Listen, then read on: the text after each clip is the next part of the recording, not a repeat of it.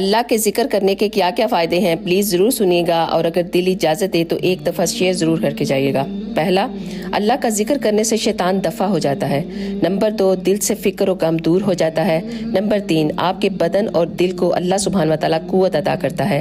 Number 4، آپ کے دل اور چہرے کو منور کر دیتا ہے۔ نمبر 5، اللہ کا ذکر رزق کو کھینچ کر لاتا ہے۔ نمبر 6، اللہ تعالیٰ اس انسان کی مغفرت کا دروازہ کھول دیتے ہیں جو کثرت سے اللہ کا ذکر کرتا رہتا ہے۔ نمبر 7، وہ انسان اللہ کے عذاب سے نجات حاصل کر لیتا ہے، اور وہ اذکار کیا ہیں سنیں۔ تیسرا کلمہ، سبحان اللہ والحمد للہ ولا الہ الا اللہ واللہ اکبر ولا حول ولا قوت الا باللہ العلی العظیم۔ درود شریف چھوٹا بڑا جو بھی آپ آسانی سے پڑھ سکتے ہیں۔ اور تیسرا ہے استغفار۔ ان اذکار سے اللہ سبحانہ وتعالیٰ انسان کی تمام پریشانیوں کو دور کر دیتے ہیں اور وہاں سے اپنی نعمتیں عطا کرتے ہیں جہاں سے اسے گمان بھی نہیں ہوتا۔ سبحان اللہ۔ اگر ویڈیو اچھی لگے تو پلیز ایک دفعہ